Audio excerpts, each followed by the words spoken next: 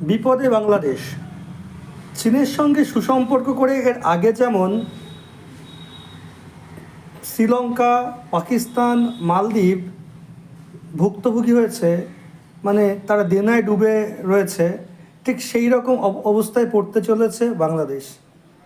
কেননা ভারতের সঙ্গে অনেক চুক্তি তারা বাতিল করতে চাইছে এবং শোনা যাচ্ছে আর কিছুদিনের মধ্যেই চীনের সঙ্গে তারা অনেক চুক্তিতে সামিল হতে চলেছে।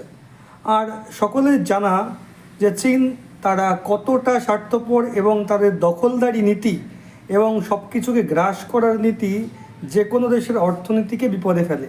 আর সেই ফাঁদেই পা দিতে চলেছে বাংলাদেশ। তাই বাংলাদেশকে এখন থেকে সাবধান করছি, তোমরা ভেবেচিন্তে সিদ্ধান্ত নাও। আর এটা মনে রাখবে, চীন কিন্তু কখনো কারোর সাহায্যে আসে না, তারা সকলকে বিপদে ফেলে এবং নিজের স্বার্থ চরিতার্থ